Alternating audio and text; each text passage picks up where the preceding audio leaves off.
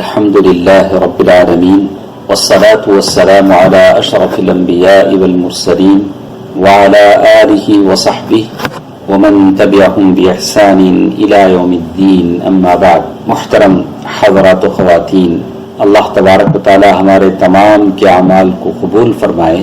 دلوں کے اعمال کا یہ سلسلہ جو ہمارے ساتھ چل رہا ہے، اس میں دلوں کے اعمال میں سے پہلی چیز اخلاص کے بارے میں ہم سن رہے ہیں، اور پھر اخلاص کے تعلق سے آدمی جب مخلص ہو جاتا ہے تو اسے دنیا میں بھی فائدے حاصل ہوتے ہیں اور آخرت میں بھی فائدے حاصل ہوتے ہیں. تو اس تعلق سے دنیا کے فائدوں کا ذکر ہم نے اللہ کے فضل و کرم سے ختم کر لیا ہے. اب آگے بڑھ کر ہم بات سنتے ہیں آخرت میں مخلص انسان کو کیا فائدہ ہوتا ہے، مخلص انسان کو کیا فائدہ ملتا ہے. تو شیخ الاسلام رحمہ اللہ فرماتے ہیں، المحبوس من حبس قلبه عن ربه تبارک و تعالی.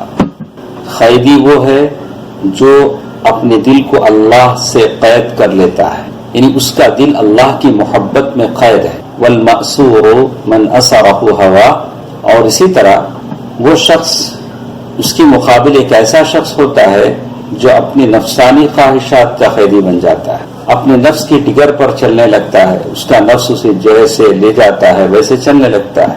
تو بہرکیف اخلاص کے دنیاوی فائدے بھی ہیں اور آخرت کے فائدے بھی ہیں. تو اللہ کے فضل و کرم سے ہم آگے بڑھ کر سنتے ہیں اخلاص کے اخروی فوائد، آخرت کے فائدے کیا ہیں. تو اس میں سب سے پہلے بڑا فائدہ جو اخلاص کا ہوتا ہے وہ جنت میں داخلہ ملتا ہے اور جہنم سے نجات ملتی ہے اور رب کی رضا خوشنودی حاصل ہوتی ہے.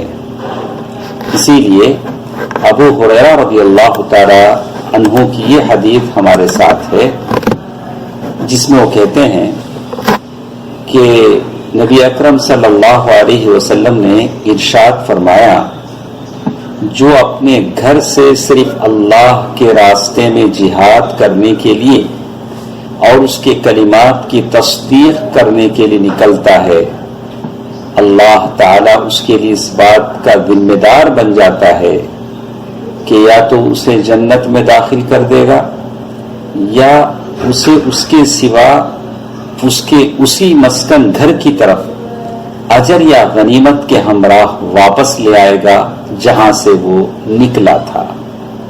اخلاص کے ساتھ آدمی اپنے گھر سے نکلا تھا کہ اللہ کے راستے میں نکلے گا، جنگ کرے گا. اب اللہ تبارک و تعالی چاہے تو اللہ تبارک و تعالیٰ اسے شہادت کا ثواب دے، جنت میں داخل کرے، یا تو پھر اللہ تبارک و تعالیٰ اسے اس کی گھر کی طرف واپس لائے غنیمت کے مال کے ساتھ. یہ اخلاص کا فائدہ ہے جو اللہ تبارک و تعالیٰ اسے عطا کرتے ہیں. عتبان بن مالک الانصاری رضی اللہ تعالیٰ عنہ فرماتے ہیں، غدا علی رسول اللہ صلی اللہ علیہ وسلم فقال لن يوافي عبد يوم القيامة يقول لا إله إلا الله يبتغي بها وجه الله إلا حرم الله عليه النار.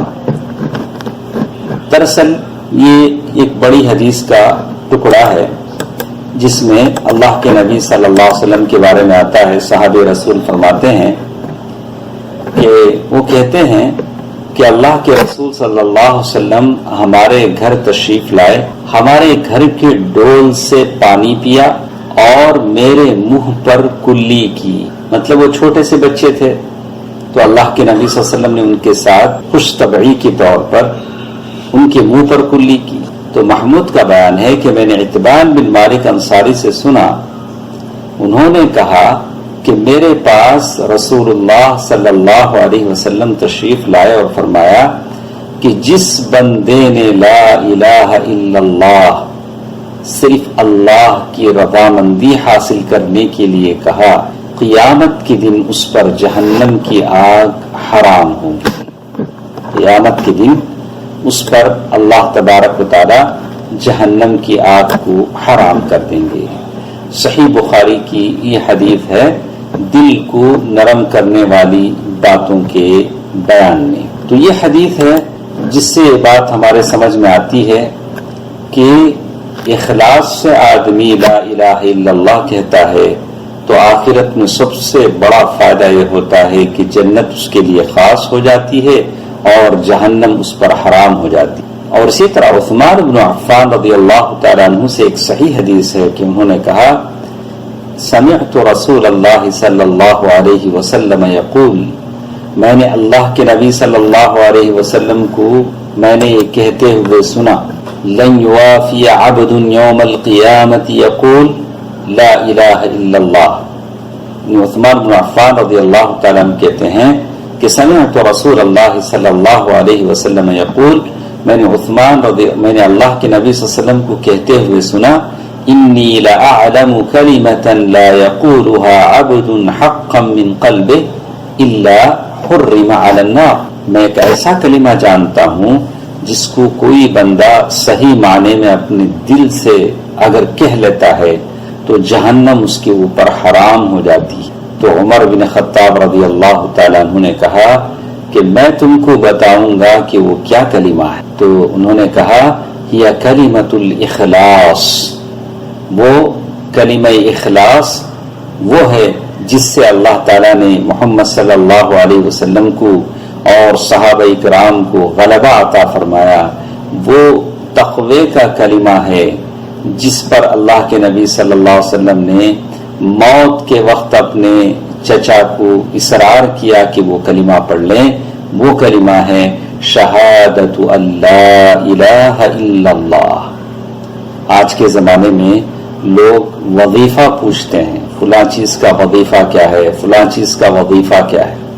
इससे बढ़कर भी कोई चीज़ वजीफ़े के तौर पर इस्तेमाल की जा सकती है कि आदमी अपनी ज़बान से कहे ला इलाहा इल्लल्लाह और उसके तक़ाज़ों को पूरा करे, मुवहिद बन जाए, अपना मअवा मलजा सबका सब अल्लाह तबारक व तआला को बना ले और ला इलाहा इल्लल्लाह के जो शुरूत हैं उन शुरूत को अदा करे। तो ये इखलास का आखिरत का पहला फ़ायदा है। इंशाअल्लाह कुछ बातें हमारे साथ कल के दर्स में हमारे साथ रहेंगी। अल्लाह तबारक व तआला मुझे और आपको जन्नत के मकीनों में से बनाए, जन्नतुल फिरदौस में मुझे और आपको जगह अता फरमाए। आमीन। वस्सलामु अलैकुम व रहमतुल्लाहि व बरकातुहू।